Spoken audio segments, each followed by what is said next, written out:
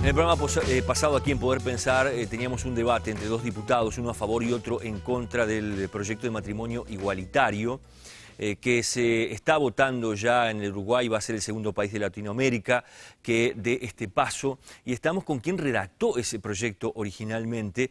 Hablamos de Michelle Suárez, abogada que hace 3 años terminó de elaborar este proyecto, ¿verdad? Exacto. Este documento. O sea, es un proyecto que comenzó, digamos, por lo menos a elaborarse a comienzos del 2010. Posteriormente de lo que fue el primer anteproyecto, lo que hicimos dentro del marco del colectivo al que pertenezco, que es el colectivo Ovejas Negras, es un poco sondear cuáles eran las respuestas sustantivas que se querían dar a ciertas temáticas, para después darles un formato jurídico en el anteproyecto. Posteriormente se consultó a distintas organizaciones de la sociedad civil, que por suerte, además de aprobar lo que se había realizado, el trabajo realizado, formaron parte de una coordinadora que dieron apoyo y marco a este proyecto, y finalmente recién se contactó, digamos, a distintos referentes del sistema político para que ingresara a comienzos del 2011 en la Comisión de Constitución y Código de Cámara de Diputados, y bueno, y posteriormente se le dio el tracto parlamentario que hasta ahora conocemos. El espíritu cuando armaste este proyecto tenía que ver con el matrimonio de personas del mismo sexo, el matrimonio homosexual como gran objetivo, gran corazón de ese proyecto, ¿o no? En realidad, justamente no es así. O sea, el proyecto por eso se llama matrimonio igualitario. O sea, cuando se trató de empezar a encarar este tema, lo primero que por lo menos que yo me fijé fueron un poco cuáles fueron las soluciones que se le habían dado en las dos aprobaciones más recientes, que era la argentina y la española. Y si bien no son malas soluciones, me parecen sumamente loables porque alcanzan el objetivo, ellos tomaron un camino que es el de la legislación de excepción. O sea, es aquel que detecta dentro de la legislación de ese país cuáles son los elementos prohibitivos de que una unión se realice entre dos personas del mismo sexo y de alguna manera los cambia por expresiones ambiguas que no definan si que los integrantes o que la pareja tiene que ser heterosexual. Y posteriormente, cuando tiene que ver con derechos específicos, se deja prácticamente la misma redacción y lo que se hace es menciones como en el caso de parejas del mismo sexo o en el caso de parejas homosexuales ocurrirá tal o cual cosa. El tema es que en nuestro caso optamos por una solución mucho más difícil, que tiene que ver con, bueno, no hagamos diferenciaciones si pretendemos democratizar derechos en razón de identidad de género y orientación sexual. Entonces tenemos que reconcebir las instituciones que fueron creadas para hombre y mujer, para que ahora incluya los que hasta ahora estaban excluidos. O sea, puede haber un señor y una señora, 2 señoras o 2 señores. Y es lo que hace este proyecto. Bien, para vos, ¿qué es esto? ¿Un paso legal, jurídico, importante? ¿O más allá es un paso histórico en cuanto a la convivencia y reconocimiento social? Yo creo que excede ampliamente cualquier valoración legal o institucional, que si bien los tiene y muchos los efectos y los cambios, pero fuera de eso desborda ampliamente, porque yo creo que lo que cambia, o por lo menos es un comienzo de cambio, es a la visión que tenemos sobre nuestra propia sociedad. Yo creo que generalmente hemos tenido para la sociedad uruguaya una visión sumamente fundamentalista. Con eso que quiero decir, homogeneizante. Partimos de tratar de pensar que todas las situaciones son iguales y principalmente partimos de una moral que pareciese que hegemónicamente, incluso desde la norma, desde la ley, puede determinar qué situaciones son moralmente adecuadas y merecen un amparo y protección y aquellas que no. En este caso con las estructuras familiares. Uruguay, la mayoría de sus protecciones las tiene a través del Instituto del Matrimonio. Valora que familias merecen ese amparo y que otras no.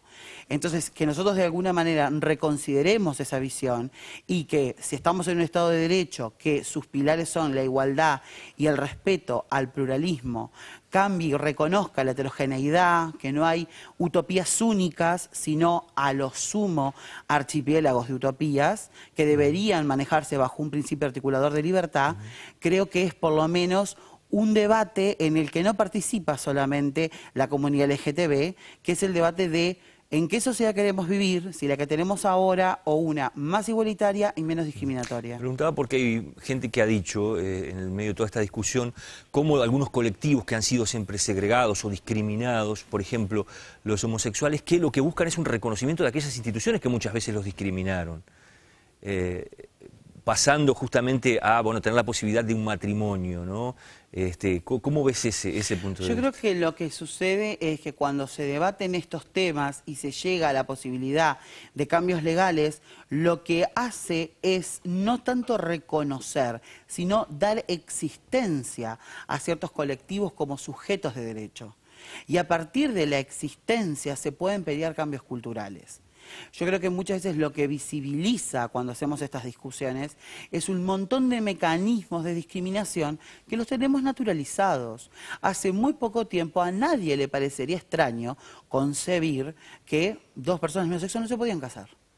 Hoy en día, el hecho de que podamos estar ante la inminente aprobación de un proyecto que se convertirá en ley y que pondrá en pie de igualdad a los contrayentes, sin importar cuál sea su sexo, su orientación sexual, su identidad de género, hace que nos empezamos a debatir eso. Y que empezamos a debatir, no, lo quiero decir, por ejemplo, en los medios masivos, sino muchas veces donde se dan los cambios culturales, que es en nuestra cotidianeidad.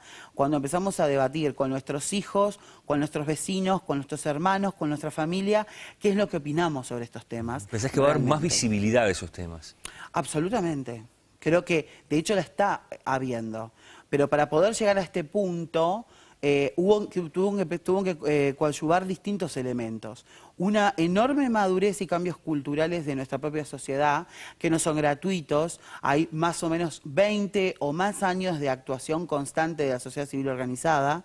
Ha habido cambios institucionales en la última década muy profundos y al mismo tiempo creo que ha habido una madurez de la sociedad civil organizada. Durante muchos años se acercaba al sistema político llevando exclusivamente una demanda, llevando un problema y pidiendo soluciones o hasta exigiéndolas. Creo que esta es la primera vez en que además de llevar una demanda justa, lleva a su vez una propuesta. Y eso es una enorme madurez que se vio reflejada en el sistema político cuando no levantaron las manos solamente los votos de un sector, levantaron las manos representantes de todos los sectores políticos. Contame, porque sé que el próximo paso, la próxima proyecto de ley que ustedes piensan plantear tiene que ver con la discriminación también, pero que no hay en Uruguay vías de resarcimiento para aquellas personas que son discriminadas. Exactamente. ¿Qué es lo que piensan armar concretamente? En sí, o sea, es uno de los temas que Uruguay, digamos, tiene más en el debe.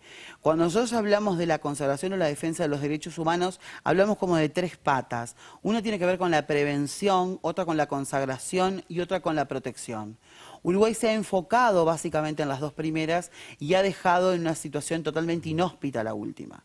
¿Eso qué quiere decir? Cuando un derecho fue violado, fue menoscabado, debemos dar una protección a esa víctima, entre ellas el resarcimiento. Por ejemplo, que pueda hacer un juicio civil. Hoy Exactamente. Uruguay lamentablemente no tiene vías especializadas ni legislación especializada en este tipo de temas. Sí los tiene, por ejemplo, que tienen ciertas similitudes, por ejemplo, en el acoso sexual. El acoso sexual tiene una cierta similitud con la discriminación, en que se dan en circunstancias de muy difícil prueba, donde muchas veces en muchos ámbitos hay relaciones de jerarquía y de subordinación, y necesita una legislación que la canalice específicamente.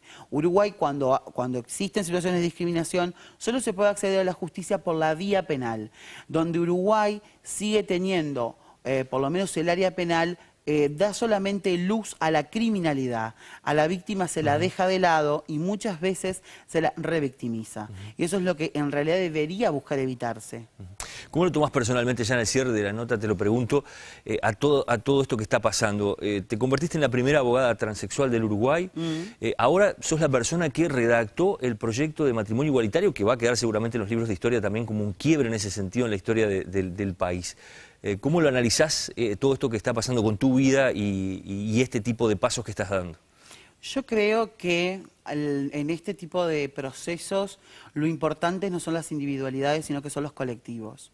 Cualquier tipo de pensamiento o trabajo que yo pudiese haber realizado o otra persona en mi lugar no hubiese tenido ningún eco ni ningún valor si no hubiese sido canalizado por distintos colectivos que lo vieron como valioso, me pidieron la libertad para trabajar en esa área y apoyaron aquellos productos jurídicos que yo les aporté. Y creo que en realidad tal vez puede ser que llame un poco la atención porque en toda área siempre hay alguien que termina siendo el primero en algo. La primera persona que aparece en un área. Yo fui la primera mujer trans que apareció en el área del derecho. Mañana, cuando seamos 2, 10, 20 o 100 en el área del derecho o en otras áreas, eso va a dejar de ser una novedad. Por ahora, momentáneamente... ¿Hay otros casos en el derecho, por ejemplo? ¿Conoces o no? Lamentablemente todavía no. Pero no dejo de tener la esperanza de que en breve cambie. Te agradezco mucho que hayas venido. Igualmente. Nosotros nos vamos a la pausa, después vamos a ver un informe que hicimos que hemos llamado La Última Carta, que es el caso de uruguayos que están haciendo campañas para recolectar dinero para poder tener asistencia médica, tratamientos especializados o medicamentos a los que pueden acceder solo en el exterior, ni que las mutualistas ni la salud pública les financian. Ya regresamos.